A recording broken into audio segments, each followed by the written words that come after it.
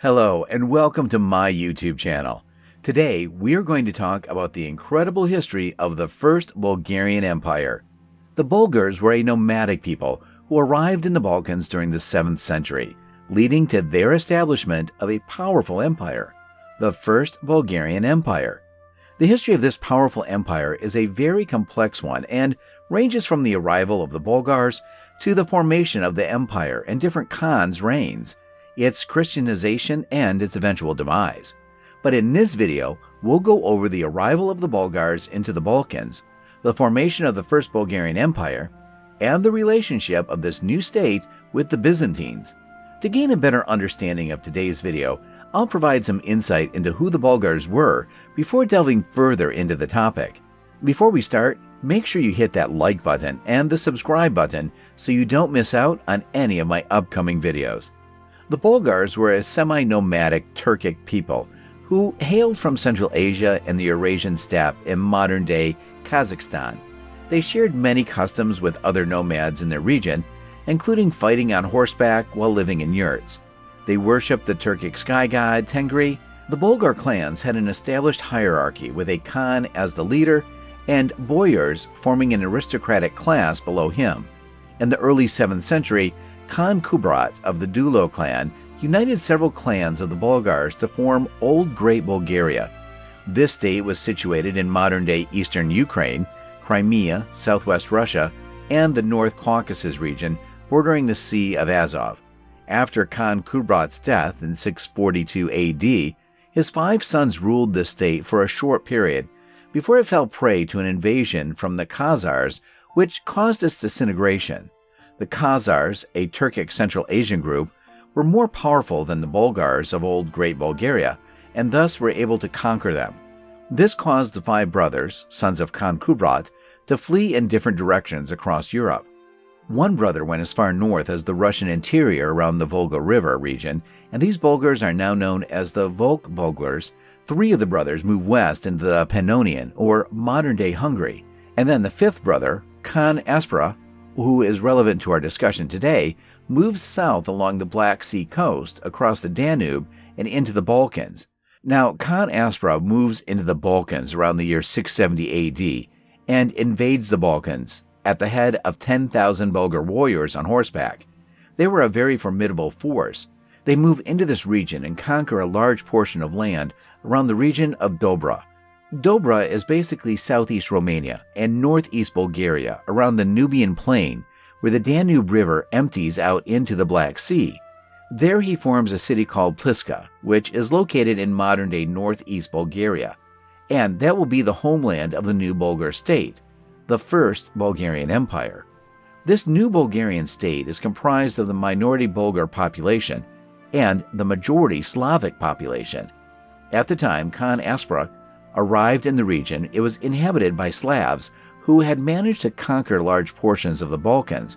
However, due to their lack of sophisticated military weapons and technology, they were no match for a unified force of 10,000 armored horseback warriors under Khan Aspra's command. Thus, they were easily conquered and put under Bulgar rule. The relationship between the Slavs and Bulgars is not as hostile as one might think. The Bulgars are outnumbered, but they have more military power than the Slavs. There are around 10,000 Bulgar warriors, even though the Slavs number in hundreds of thousands. As a result, the Bulgars rule over them like an elite ruling class, but the day-to-day lifestyle of the Slavs goes unchanged. They still maintain their tribal structure, language, and customs. The only thing that changes is that they must pay tribute to the Bulgar Khan and join their army when called upon. The relationship between the Bulgars and Byzantines has always been a complicated one. During Khan Kubrat's reign of Great Bulgaria, they had an amicable relationship that included trading and military alliances. The Byzantines were content with the Bulgars living in the north of Danube River after the disintegration of Old Great Bulgaria. However, when Khan Aspra led his people south into Byzantine territory, it was perceived as an invasion. In response, the Byzantines assembled a large army to march northward and push back Bulgar state across the Danube River. Despite their efforts, though, Khan Aspra forces emerged victorious in battle against them. After the defeat, the Byzantines were forced to sign a peace treaty with the Bulgars. This agreement acknowledged the Bulgar state as an official entity in the Balkans and recognized Khan Aspra as its leader. It also specified that tribute should be paid from the Byzantines to the Bulgars. With this treaty signed during the early 680s, we can see how the First Bulgarian Empire was legitimized with the Byzantines' defeat at this battle. The relationship between the Bulgars and the Byzantines is intricate and ever-changing. To give you an idea of how this dynamic works, I'll provide one example each of a peaceful as well as a hostile interaction between them. In the years 717 to 718, an example of combined and friendly relations between the Bulgarians and Byzantines was seen. The Islamic Empire was expanding rapidly as it conquered territories in the Middle East, North Africa, and Anatolia in Europe. But the failed attempt of the Arabs to conquer Western Europe from Spain posed a threat to the Byzantine Empire, as the Arabs now attempted to siege Europe from the east. Fortunately for them, it was the Bulgars who saved Constantinople from being overtaken by providing cooperation and friendly relations with the Byzantines. The combined forces of Bulgarians and Byzantines were able to successfully repel this invasion, thus preventing all of Europe from falling under Islamic rule. With that, Khan Tervel, the son of Khan Aspra, was renowned for saving Europe and was given a great honor by the Byzantines. He became the first non-Roman to be awarded the title of Caesar. This major accolade speaks to a friendly relationship between them and the Bulgars. However, there have also been times in history when their interactions were hostile.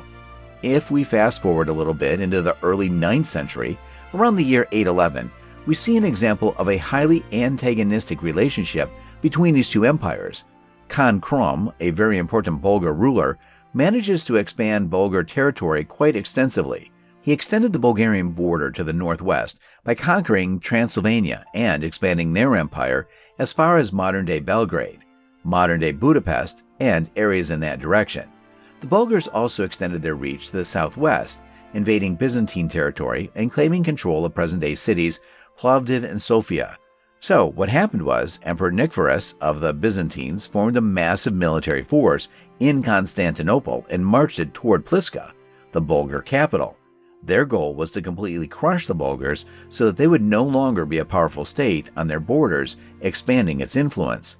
The year is 811. Nicephorus, the emperor of the Byzantine Empire, marched towards Pliska with an intent to annihilate it. Realizing he could not match up against such a powerful force, Khan Krum and his troops temporarily took refuge in the mountains. Unprotected, Pliska was defenseless when Nicephorus arrived, and they destroyed everything in sight and stole a great deal of valuable items, even taking all of the Bulgarians' stored wine. After wreaking havoc on Pliska, Nicephorus marched southward, confident, towards Serdica, modern-day Sofia, with a disorganized army that was intoxicated by the wine they had stolen. On a particular day, the Byzantines were more disorganized than usual due to intoxication, and Krum seized his moment to attack.